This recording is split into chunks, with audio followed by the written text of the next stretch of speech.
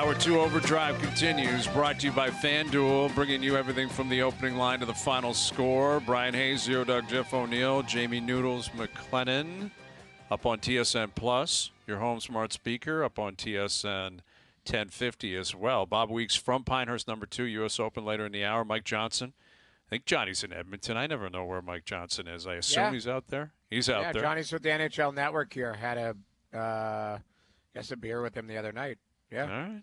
We'll stop and chat with MJ. Nice. All right. Yeah, guys, I can't stop thinking about Billy B.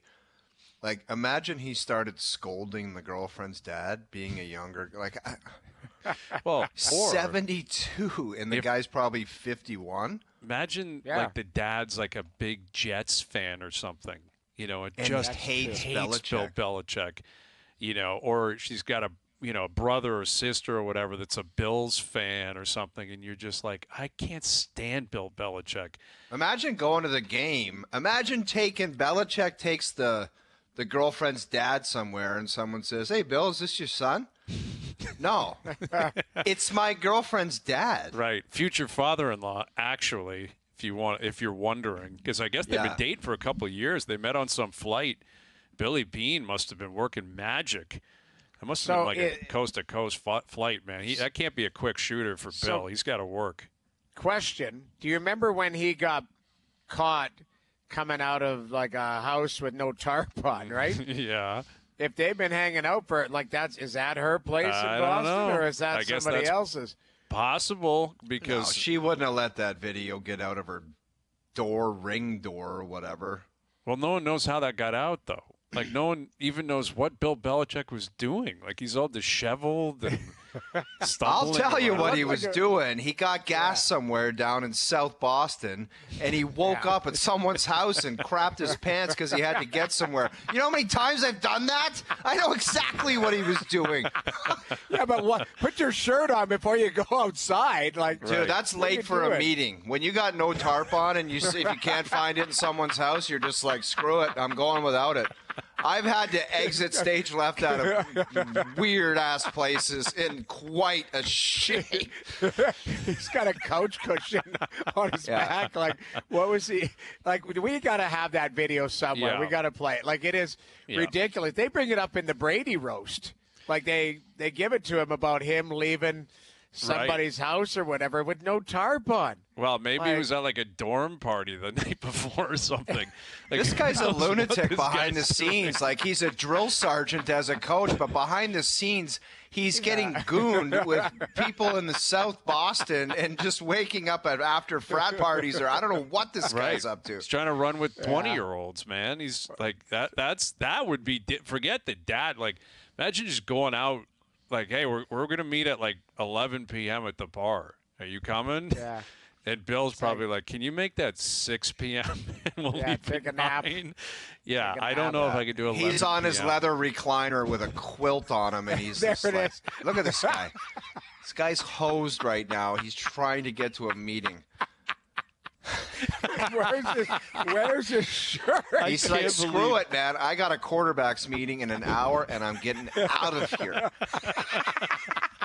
Yeah, that guy, you get in an Uber, you stop at Target on the way to Gillette Stadium. Dude, I've done all kinds of crazy stuff like that. You're like, you need a T-shirt at some kind of smoke shop in a hotel. Like, you grab shirts with lions and bears on it, and you fire it on, and you're like, nothing to see here. Yeah, that's when you've had yourself a night. You couldn't tell one detail of what you did the night before either. Dude, I could sniff that out on the road all the time. You see a guy with literally the smoke shop tee where it's got two huskies like wolves on it with a moon in the background. I would look at him and say, I would never say anything, but I'm like, I know exactly what the hell you were doing, because you were somewhere, you had to get a tee, and you're a mess. You see a guy with two howling wolves with a moon behind it T-shirt that's an established gentleman. Yeah. He's a mess. He's a mess. He paid a fortune charging for that because they know they have them. $47.99. 47. The lady would be like, "You need this, you bastard," so you're paying for it. I don't care what that tag says. It's $100, and you're paying. Dude, it cash. in the moment, you'll pay $3,000 for that tee because you need it. $3,000 cash. I'll take it. Yeah, exactly. Oh man, I love it. Yeah, Bill Belichick. Ah, listen, love is in the air. I don't know what that means for his coaching future, but Bill Belichick he's back in the game and he's moving and shaking. And holy smokes. Yeah, that's a wild scene for Bill. And I guess that's what happened. That's the reports anyway with Giselle and her boyfriend, the jiu-jitsu teacher or whatever. I guess they broke up because of the roast. That's the report I read today. That this is so ridiculous. The jiu-jitsu instructor is very private, and the roast made him public as if the world didn't know who this guy was before the roast. And I guess maybe sent Giselle packing. Like that's kind of what it sounds like. But the Nikki maybe the Nikki Glaser comment was probably the one that put it over the top. Tony Hinchcliffe went all in, I think, on the jiu-jitsu too. That's true. He had a couple minutes on. So let me get this straight. This guy was coaching both Tom and Giselle in jiu-jitsu or the kids or something, and he started doing some weird things when Uncle Tom was at practice. Those are the allegations that Giselle and the jiu-jitsu instructor were possibly doing more than, mixed martial arts. Let's put it that way. Stretching on a mat. Yeah, there may have been more to it. But anyway, Mike Johnson coming up here in a moment. We're tracking the Euros as well. It didn't go well for Scotland. I mean, this was not at all surprising. I will say the anthem was so electric. The anthems at these events, those alone give you goosebumps. Like, forget how the game actually plays out. But, that's in Germany. Obviously, the German national anthem was electric as well. And there's tens of thousands of people in there. But the Scottish anthem was so cool. Scotland's rarely in a tournament like this, and you can see why. They were down to 10 men at one point. They lost 5-1. Like, they just got roasted. That's an ass whooping. Yeah, a couple of whiskeys and 5 or 6 beers. Yeah, that's trouble. Like, you're trying to close a pub down in Glasgow tonight after a 5-1 shellacking. That's Bill Belichick losing your shirt trouble. Like, people are not going to be happy in Scotland tonight. No. But what are you going to do? Fist fights, you name it. There'll be bar fights in Scotland tonight for sure. Couple whiskeys and 4 or 5 beers. A couple of whiskeys and 5 or 6 beers. Oh, 5 or 6. I sold them short. 6. My apologies. All right, Mike Johnson coming up here in just a moment. Game 4 of the NBA Finals tonight. More likely to have a Game 5, the NBA or the NHL?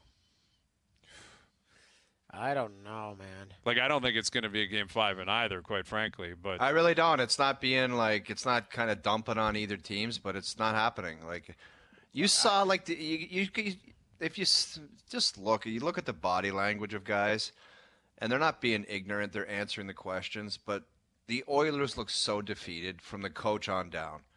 And they're going to say stuff like, oh, we're going to have practice and we've got things to be excited about. You're going to get rinsed.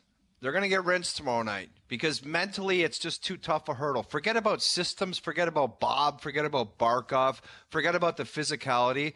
You're in your head, and it's not at the front. It's way back deep where you're like, so you're telling me we're going to go down to Florida, 7-hour flight. We're going to have to beat them there, and then we're going to have to fly 7 hours back, beat them here, and then go back and beat – what? Yeah. It's back in the back of your mind and mentally affects you, and it's very difficult to get over that hurdle. Some teams will pick up that game. Some teams will do it. I think Minnesota did it against Dallas in the last series. They won Game 4, and it's like, oh, they're alive, and then they got smoked. The Leafs did it last year. They went down to Florida, won Game 4, and then remember they lost Game 5 in overtime. Nick Cousins shut the lights out. The Leafs were a bounce in overtime away from Game 6 having to go back to Florida. But it's irrelevant. You lost. I saw a tweet today that Jason Tatum and Matthew Tkachuk could win championship, and they're buddies that went to school. They're good buddies. They're schoolmates. There's that great video of them doing some class project. And dancing around in the background, whatever it was. They're in grade 8 or something like that. And, I guess they're both – I think that would have been in St. Louis. I'm pretty sure Tatum's from St. Louis, and Tkachuk obviously is too.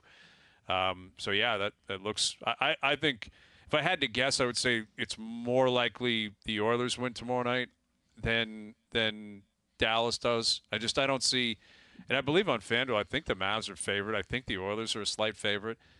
I guess you're at home, you're desperate, you're a good enough team to be in the finals, and it's difficult. It's a difficult thing to accept, that you battled this hard. You overcame so many different trials and tribulations and adversities, and you had so many great wins and triumphs, and now you get to the dance, and you're not even going to get a win. It's not what you envision. Well, you're not even going to be able to leave a Cup final or an NBA Finals and say, remember that night when we won that game, how cool that felt? Like, you're not even going to know that experience.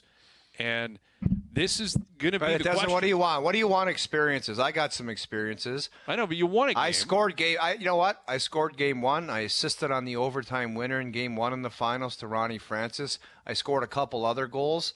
I scored 3 or 4 goals in the Stanley Cup Final. But you know what you get? You get squat. I told you, you get a trophy, and it sits. My kids drove it around in their Barbie car, and they broke it and wrecked it, and it just sits there, and it's like, yeah, that's great. It's cool to see your friends come to your basement. I asked my kids the other day, I'm like, do you guys know that I played in the Stanley Cup Final? They're like, no. But you know what? You lost, because if you won, we would have known about it. Right. I was like, yeah, that's what you get. I understand that, and I get it, and that's the harsh reality. But be honest, when you guys won game one, was that the coolest feeling you've ever had in professional hockey?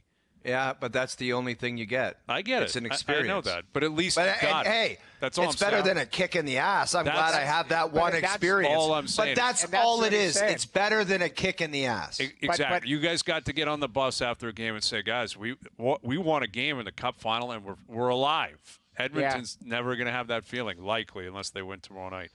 And the one thing, too, is Florida – the guys have talked about their experience last year losing and how hard it was. Yep. Like there's a reason why they're pretty buttoned up and not panicking. They're a good team, but they're doing, what it takes to win games. And, they're drawing on their experience from last year where it was, dealing with families, dealing with tickets, dealing with all the intangibles. You can clearly see that experience has helped them in maybe the tough parts of a series. And absolutely. And that was a talking point coming in, right? Everyone had a different viewpoint on that. And Chris Knobloch, he buries the Bills of the 90s, saying, well, go ask the Bills about it. Well, obviously the Panthers are not the Buffalo Bills. And, it's pat yourself on the back day here on OverDrive. But I remember talking about it on this show and others, doing hits on SportsCenter, and Jay asked, if you're on Florida, why are you on Florida? I said experience from the Cup last year, home ice, goalie's better, and I said McDavid and Draisaitl, they've played some good players. They haven't seen this Barkov dude. They haven't played a guy like Barkov, so gear up. And check. What show was that on? What show? I did that on SportsCenter, on Jay. I'm sure I carried it over here. You can find it. It's archived. It's been documented. It's out there. It's viral.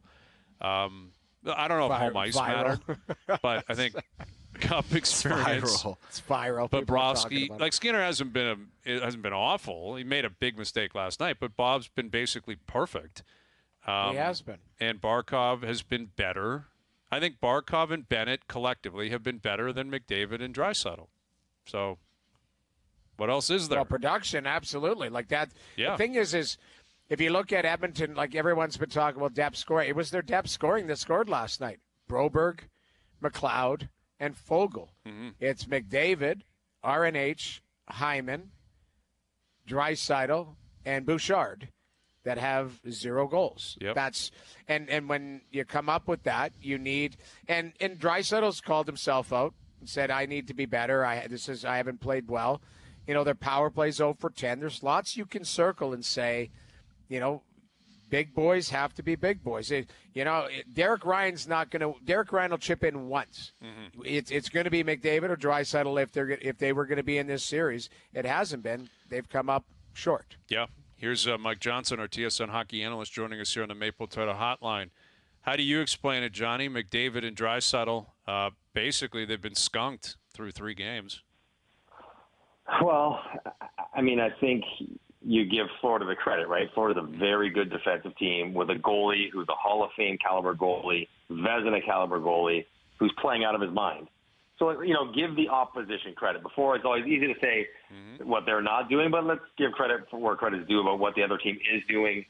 The other team controlled Kucherov in the first round. They controlled Pasternak in the second round. They controlled Panarin in the third round. Like, elite players. They're not McDavid, but Kucherov is, pretty darn close this year. And he didn't do anything at 5-on-5 against Florida either. So let's give Florida credit. I think the power play is such an important piece of how Edmonton separates themselves from other teams because it's so much better. Like, historically great has been at the amount of goals that they convert, the chances, the shots, all those things, and it's not scored yet. So that's a big part of it. I think Draisaitl is doing okay. Like, he's sort of like splitting his 5-on-5 minutes. He's been playing like Evander Kane. He's had McLeod. He's had Perry. He's had Fogle. Like, he's had a revolving door of line mates that haven't probably helped him as much as he might need against this kind of opponent. McDavid's been good. McDavid hasn't scored. He's got 3 points in 3 games. He's been good. He's been sort of dominating when he's on the ice. Just hasn't scored, but that's a lot to do with Bobrovsky. But, we know it here in Leafland. Like, when you're a top-heavy team, and Edmonton is a great team, but they are still top-heavy because their top is so very good. If those guys don't produce, it's hard to find consistent paths to winning. You can get a one-off, great goalie, Fogle, whatever, but to do it consistently against a great opponent, you need your best guys to score consistently, and they haven't been able to. So, Johnny, what does that say about top heavy? Are we going to move away from that as hockey people in the National Hockey League and say it just probably doesn't work? You can maybe get close to the finish line, but you'll never beat a team with depth like Florida? Or would you say keep trying it if you have special talents like a Matthews, Marner, McDavid, Draisaitl? Keep getting your kicks at it. So it's easy to look at Vegas and look at Florida and say strength in numbers, heavy defense, make it difficult, make it impossible to get near your net. But Colorado, right, there the year before, they were pretty top-heavy in what Makar, McKinnon, and Rantanen did, right? And, even maybe a little Landeskog before he was, hurt. So I don't think you will go down that road completely, but I think the reality is it's not so much that the top-heavy thing is the issue. I just think Paul Maurice has been very eloquent about this, about just the way you play in the playoffs, the way that the game is played, the intensity, the physicality, the sort of 5-on-5 play, it is a little bit different. And I think that's maybe the takeaway of the last couple of years. Like, you need teams that are comfortable playing a little bit, not entirely, like you're not going Broad Street bullies. And it's not even about the physicality. It's about the heaviness when it comes to, like, puck battles, wall play. That's, I think, maybe the takeaway that teams will look to say, the last 2 Stanley Cup Final winners were best at that, and we need to be better at it if we want to try to compete with teams like that. Johnny, what do you make of, you just mentioned Bobrovsky being so good. How does that factor into the formula as well? Because if he plays average, does this look different? Well, you could make the case. Now, I understand it's a final, right? It doesn't matter about the process. Don't talk to me about expected goals. I only want to hear about actual goals, right? Like, this is the final. But you can make the case that certainly in Game 1, Edmonton was a better team. And if they played that game 10 times, Edmonton probably wins it 8 times. So that they were the better team. They probably deserved to win. Game 2, Florida was the better team. They deserved to win. Game 3, again, that was a pretty even game. But the difference probably was goaltending. Like, the amount of good chances that Bobrovsky stops is just greater than the good chances that Skinner has been able to stop. Now, some of that is the good chances Edmonton gives up, or maybe even a bit better than the good chances Florida gives up. But you're exactly right. Like, it's hard to come down on a team and you're like, you got a goalie playing that well, a goalie who's that good playing that well, and your goalie is playing sort of okay. Not terrible, but certainly relative to the other guy, not nearly as good. Makes it hard for no matter what you want to do. And we can talk about McDavid scoring more goals, the power play coming through, and it all would make games more closer. But if you have one goalie at .960 and one goalie at .890, there's no way that the team with the .890 guy is going to win. It's almost impossible. So that's the problem right now, and that's the Bob factor. it's the nature of the position. When it's that good, sometimes there's not much you can do about it. With Mike Johnson, our TSN Hockey analyst. So putting a cap on the Cup Final, assuming it comes to an end tomorrow or, maybe by Game 5, we start looking ahead to the offseason. 17 days from today, we're all in studio, free agent frenzy. Which player and his future with his respective team gets more oxygen and gets talked about more on July 1? Mitch Marner in Toronto, Leon Draisaitl in Edmonton. I would imagine Marner will, because of sort of it being a hot button topic and the disappointment of the Toronto Maple Leafs. I think Draisaitl, it's going to be so soon afterwards. We'll be paying attention unless he comes out with I am not signing. If he says that publicly, Draisaitl that is, then that is a monstrous story. Monstrous. Shakes the entire Edmonton Oiler and puts one of the best players in the world available out there, maybe this year or maybe next. We just lost. We're going to work at it. I like Edmonton. I want to win. Then there's not much else you can say. You'll give them time to figure it out. Whereas Mitch Marner, you think if the Leafs are going to do something with him, they want to spend that money elsewhere is really what they want. And so they need to have an answer or a solution to whatever trade they may be looking at, because the good players they may want, the Brandon Montour, the Logan Thompson and Shea Theodore, whatever trade they might want to come up with, they need to know if they can do that and what that player looks like. So I would imagine Toronto being Toronto and the Marner situation sort of being closer to, I don't know if coming to head's the right word, but just closer to being talked about more seriously. It probably gets more attention. I agree, because of also, like you said, Johnny, the way you laid it out. If Draisaitl in his exit meeting goes, I need a change, then that's the biggest story. But I say it's Marner by a mile, just based on the vitriol. There's a lot of people that are split. I think they're split on the show here. I mean, you've been vocal of saying, you'd like the cap.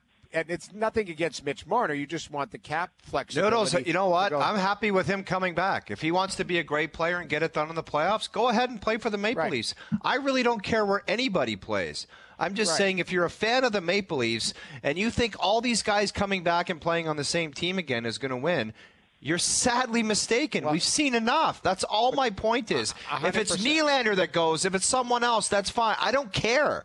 But if you're a fan of the team and you want to see something different, if anybody thinks that they should give it another kick at the can with the same group of guys, you're insane and you have no idea what you're talking about. And that's where I was going is it just there. You talk to Leaf fans. I'm talking to Leaf fans here in Edmonton, and people are like, you got to get rid of him or you got to keep him. Everyone's got an opinion based on what they believe is best for the team moving forward. Now, it's just an opinion, fan base, all of that.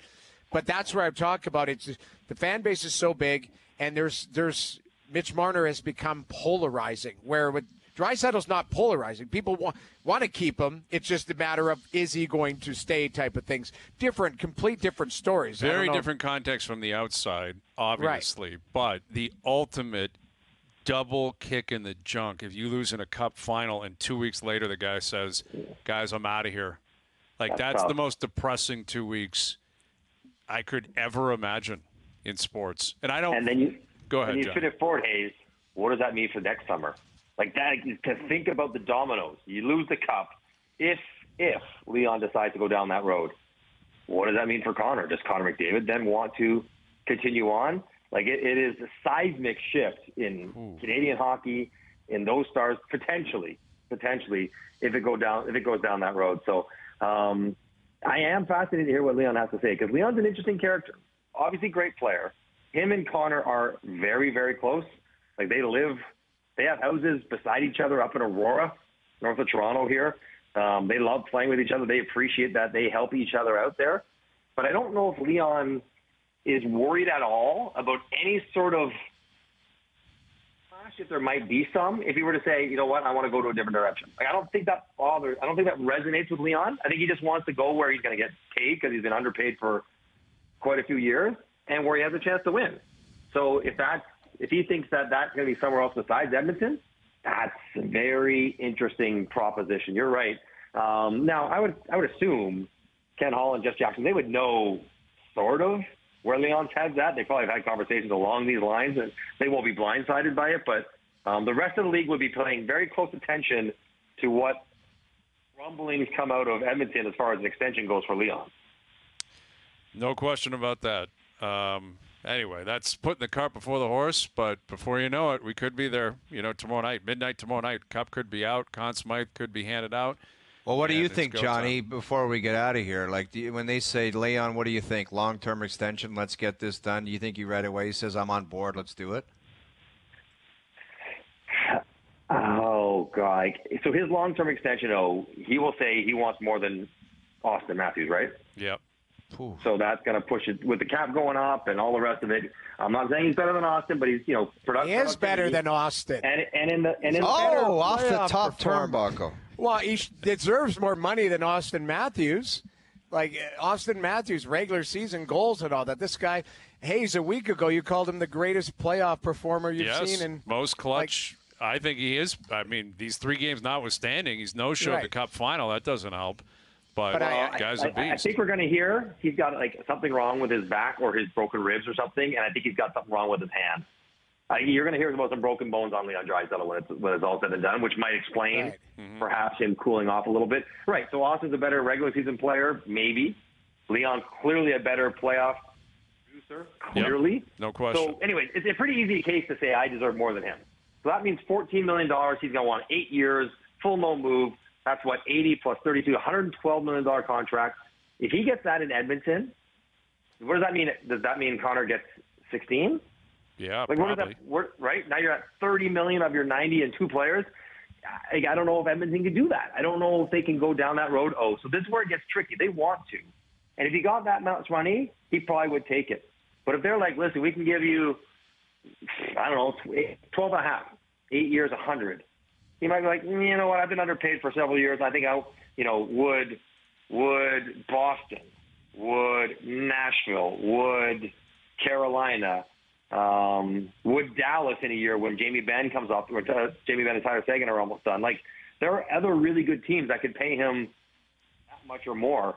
Would Vegas be in the mix because in the mix for everything by trading other guys away? He could find an equally good place to play. So I don't think it's a slam dunk guarantee unless he gets exactly the contract he's looking for. What about a short-term extension? See, that's a nice. And if I'm Edmonton, I'd probably go down that road the same way Toronto was forced to. If you get Leon for 3, and then Connor for 2, or Leon for 4 and Connor for 3, and they pair up again, they both basically can walk themselves in at 30, 31 to an 8-year contract. I still probably take that, kick the can down the road a little bit, and say, listen, we got a pretty good team here. We got a good situation. Let's see if we can't take it one step further, assuming they lose this Cup final together over the next couple of years. Then you guys, when you're 30, if it's not here, you can go chase your big money elsewhere. That would almost deal, but that wouldn't be a bad solution in the end for Edmonton. All right, Johnny. Let's see what comes of it tomorrow night. Maybe in the end, a miracle happens. Anything's possible. Enjoy yourself out there. We'll do it again soon. Thank you for this. All right, guys. Have a good weekend. Mike Johnson, our TSN hockey analyst, joining us here on the Maple Toyota Hotline. Yeah. That's what I think is going to happen. Short term? I think he's going to get paid no matter what. Yeah, of and course. He's going to write his own check. These guys, and he's going to go above Matthews, and these top players just keep hopping jump. each other. They just keep jumping. But Johnny just brought up the best point. How do you have $30 million in 2 guys and we talked about depth and how important it is. Because the cap's going to be 100. The cap's going to be 100. Okay, in that case, that's not an issue then. Well, it's percentage-wise. That's the thing. You go percentage. It's a lot, but they don't have it tied up in 4 guys. They've got it tied up in 2. Right. What are the Leafs going to have next year? $44 million in 4, right? Yeah. Is that something? Yeah. Well, and they could be a year away from having 2 guys 24, exactly, 25. Have that. So you got 24% of your cap in that. Yeah. I think the biggest chunk. part is the jump in the cap. You're going to have a $100 million cap within 2 years, which is huge. The thing is, you're going up against teams who have locked in guys at such lower numbers. Right. A lot of it is you got to get lucky. You lock in a guy at the right time, right term, right money, and cap goes up. And that's the thing. Let's take a break. To the Leafs. Let's take a break, and I'm going to show you guys the T-shirt that gets you in trouble. Okay. Bob Weeks later this hour. We've got the Jays in action tonight. We've got the U.S. Open continuing, Game 4 of the NBA Finals. Dear Hazy be in about an hour. Overdrive continues. TSN 1050 and on TSN Plus. So we were talking about Billy B and him walking out of the condo when he was a disaster. And I described T-shirts that they sell in variety stores in hotels. And these T-shirts, this guy, Sean McIntosh, sent me a picture. It's the exact, that T-shirt, if you see an established-looking person in a hotel that's a little disheveled and they have that T-shirt on, they were a mess the night before. Yeah. Because they ripped that thing. I said 2 wolves and a sun behind it. And that is the T-shirt, man. Yeah, there's a whole list of those because our friend Leanne just sent another one that's the same thing. 3 wolves howling at the moon. Man, and oh, man. This one's navy, though. So this is like, that's a gray. You get the navy, Anything wolves or bears or Yes. anything wildlife with like a moon. Or It's always the same guy, disheveled. You just all you do middle-aged. is tip of the cap and say, you had a night, mister, and you deserve that. You deserve came the back T-shirt. with no shirt, and you need one. And this is the shirt you'll be wearing. There you go. I love it. Ridiculous. Yeah, I it love really that, is. It's though. like So that's funny. you can judge a book by its cover. Yeah. You have that shirt on, you're like, that guy literally he tied one on last night. No, it's very simple. That guy or that girl, they're up to no good. Yeah. They A couple were of up to whiskeys and 5 or 6 beers. Well, you're right to bring women into this because the one Leanne sent said it's a QCIV wolf shirt for men and women, 3D print wolves animal unisex shirt. So there's some women out there too that are like, I need something to Walk of strap shame, on here too. because yes, I got to get out of here, and I have a meeting in 45, and I'm wearing the wolf unisex shirt. I I've appreciate twice that. in my life seen people that I know that they don't know that I saw them with that T-shirt on getting into a cab somewhere, and I'll keep that ingrained in my memory for the rest of my life. I like it. I You like just it caught a a lot. look of them trying to. No, just stylish skirt into- people with a stylish, established people with wolf T-shirts on, and I'm Yeah. like, no way, man. We know. No what's up. way. We know what's up. Mail It In Fridays brought to you by Boston Pizza, Canada's favorite sports bar. BP is all in on supporting the Oilers to end the 30-year drought. They're changing their logo from red to orange until the Oilers win it. Boston Pizza wants all of Canada on board to bring the cup home where it belongs. See you for Puck Drop and join us cheering on the good guys. History awaits. Not loving the chances of that for Boston Pizza, I'm not going to lie, but they're committed. They got one more at least tomorrow night, right? Beautiful weather all weekend. Father's Day on Sunday, too. Maybe that's what the dads need, a wolf shirt. Maybe all the boys need a wolf shirt from their kids. I might be asking for I that would rock myself. it old school. Just say, let's roll it old school, man. Yeah. Let's see what happens. Go for some Next beers. Mail It and In Friday. Well, I all love it. 3 of us will wear wolf shirts. Okay, we've got to get would be wolf awesome. shirts. We'll I know. find- I'll get them. They're around the corner from my house, and Go to the hotel. Yeah, I'll go to the get Sheraton wolf downtown. shirts for us. Yes. I also have to mention, I ran into your dear friend Scott Thornton.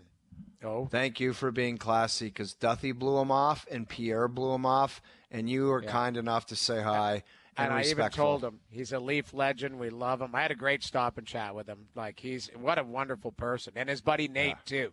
Nate was there too. Nate said Shout he out knows to you. Nate. I love So it. did the Oilers bring in like a bunch of alumni for the first game and like bring them out on stage outside and the rah whole nine? I was wearing. I don't know about the Rawa stuff, but I saw George Larocque there last night on the jumbotron, and saw him, shook hands with him. But I went down to see our boy Struddy in the alumni room before the game. So Scott was in there and a few other former Oilers kind of kicking around. But it was Awesome. it's nice to see. But yeah, George was there. I think they did bring in a few like Oiler alumni. Yeah, type of thing. they've been doing that for a while. You would think Cup Final, Yeah. they do it for sure. Like Messier was there, obviously. Yeah, Gretzky's actually been saw around, I'm Messier sure. last night. Actually had a good chat with him too. There you go. Awesome. All right. Bob Weeks coming up from Pinehurst, number 2. How are we feeling about Tiger down the stretch? Not looking great to make the cut. Scheffler possibly missing the cut as well. Where are the Canadians at? A couple Canadian flags high up the leaderboard. We'll get you an update next. All right, long-time MLB or MLB Network analyst Cameron Maben in about 20 minutes. Dear Hazy V in about 45. Coverage of the U.S. Open on OverDrive brought to you by Subaru Canada. Tiger Woods is straddling the cut line He is currently 5 over par, and as of now, the projected cut is 4 over par. So, Doogie said possibly plus 5. It could move up. It probably will. I think a lot of people are projecting that would be the case. He's actually up to 6 over par now. Last time I checked. He's done.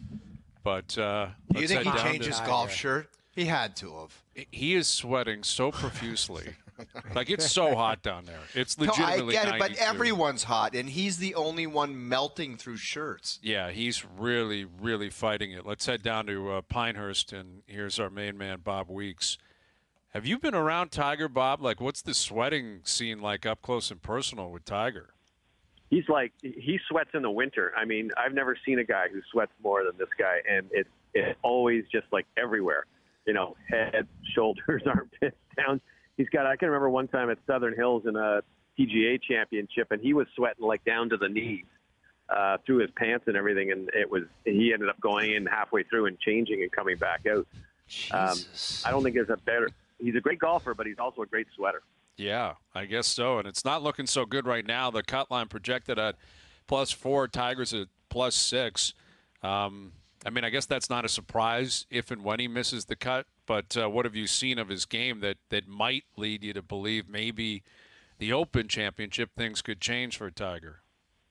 You know, he hasn't actually played too badly out here. I think, again, the biggest thing is he just doesn't play enough, right? I mean, he's 6th in competitive golf this season, and you can't come in here and try to tackle a course like this and expect to be great. I mean, he's actually hit the ball off the tee pretty well. His iron play has been off. Kind of his timing. Graham Bellette was telling us he thinks that the timing is off, and he's just pulling a lot of shots.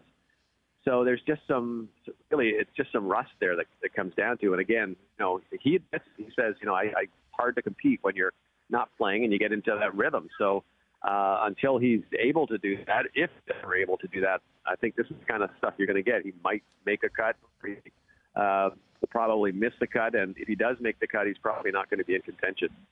Bobby, what did you make of Scheffler? I don't think anybody had that on the bingo card, man. Like he was like slam dunk Tiger winner, and he looks like he might be able to stick around. Who knows where the cut's going to be? But what do you just account that for? Just like fatigue, like the arrest, the just the wins and all of it, where the kid and the travel, and I don't know. Is it just the end of the line and just start fresh? I mean, I think he's human, right? I mean, you can't just keep winning and keep playing great golf every single day. His round today was the first time in 168 rounds that he hasn't made a birdie.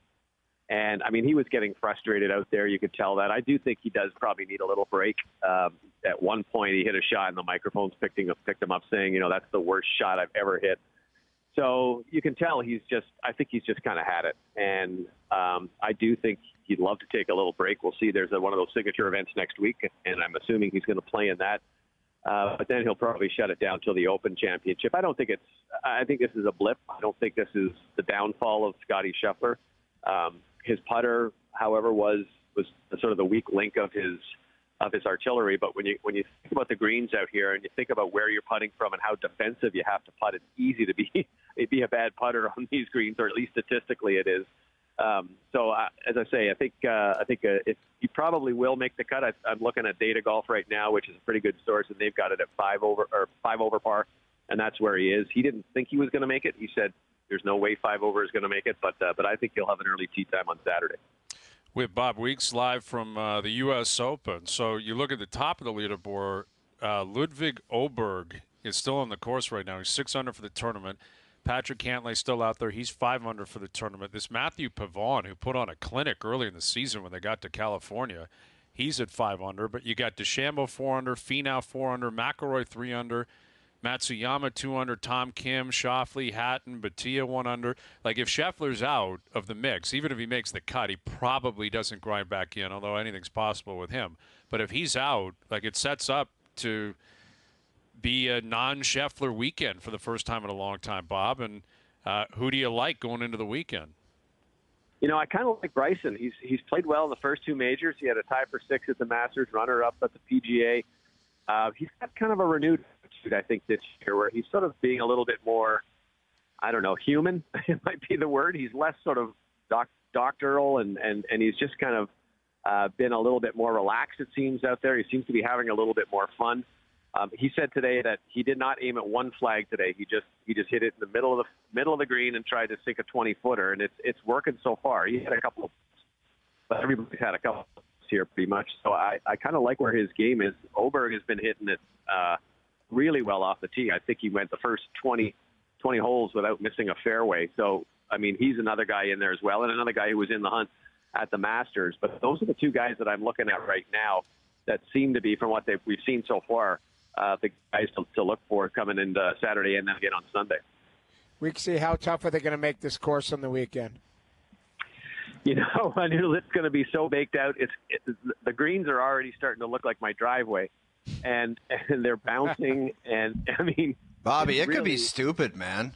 It could be. They could let it get away. I don't think they will. I think they've been down that road before, but you know, it's like right now. I mean, you're talking about Tiger sweating. I came out of the media center. I've been out here for about 10 minutes that we've been talking, and it looks like I've just jumped out of the shower. I mean, it is so hot here, and it's going to get hotter tomorrow, a little bit on Sunday. So everything is going to get baked out here.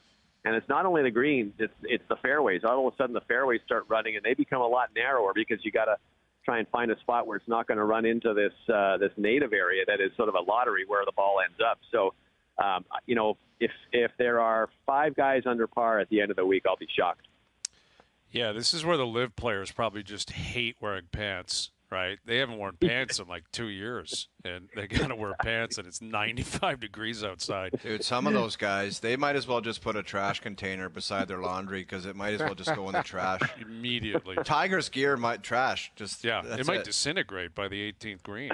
Like, he'll be Bill Belichick coming out of that house. Like, he'll be looking for a Wolf shirt. Tiger could be looking for one later with Bob Weeks. Couple of Canadian flags up there, Bob. You got Corey Connors at even par. He's still on the course for the tournament. Taylor Pendrith is in the clubhouse at +1. Svensson's +3. He'll make the weekend. But it looks as if Corey and Pendrith are the two to track going into the weekend. Pendrith had a great round going until his very last hole, which was the 9th par 3 that has proved really tough. And he hit it about a yard short of where he wanted to. It ended up buried in the face of the bunker. He hacked it out. It rolled down across the green and down into one of those slopes. He tried to chip it up. It came back down to his feet. He ended up with a triple bogey, and that otherwise he would have been really in a good position, a couple under. But he's sort of helping, write that off. And I think Corey is the last guy standing in this race for the Olympic spots now. It's between Nick Taylor and Adam Hadwin, and if Corey has a big finish here, he might be able to pass them. So we'll see what happens. But those Corey especially is a guy who hits a lot of fairways and hits a lot of greens. He's been putting well. He sort of says he's found something more of a feel than anything else. He putted really well the last day at the RBC Canadian Open. I told him, I said, you're actually leading the tour or leading the tournament in strokes gained putting. And he said, well, that's a career first because he's never been a great putter. But if you can get that putter to shine a little bit, then it should be good. But both those guys are capable of having good rounds on the weekend, and hopefully they'll move up the leaderboard. Absolutely. Enjoy yourself down there, Bob. Stay cool if you can, buddy. We'll do it again soon. Okay, take care, guys. Bob Weeks joining us here on OverDrive, and coverage of the U.S. Open on OverDrive, brought to you by Subaru Canada. Do it all this summer in a Subaru with the fully loaded summer event. Visit your local Subaru dealer to book a test drive today. So a few Canadian flags into the weekend. And like Mac, it wasn't good for him. Mac, he shot 82 today. He was 12 over par, Mackenzie Hughes. That's tough sledding for a pro golfer, man. When you get north of 80 on your sheet and you're a professional. Dude, when you get north of 75 for those guys, man. It's like weird territory. Like they're like, how many shots have I hit? 80, 81, 82? That's weird for them. But we'll track Tiger, see if he makes it. Scheffler, if he makes it.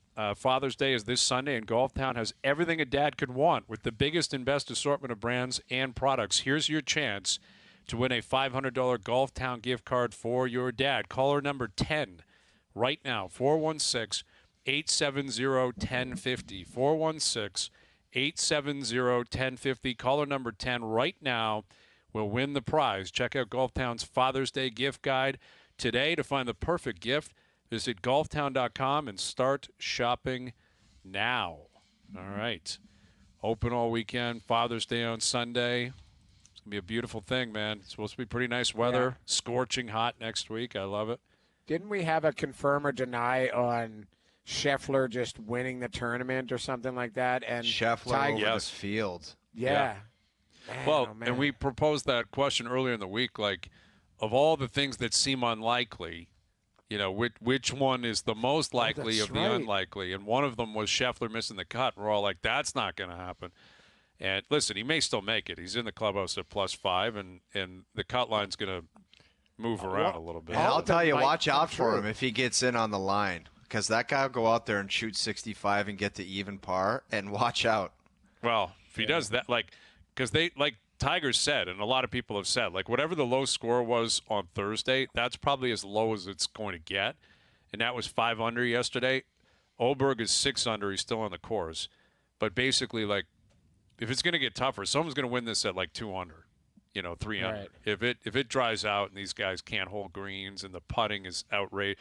Koepka had a hole where he putted into the bunker, chopped it out to 3 feet, missed the 3-footer, and then missed the 3-footer going back.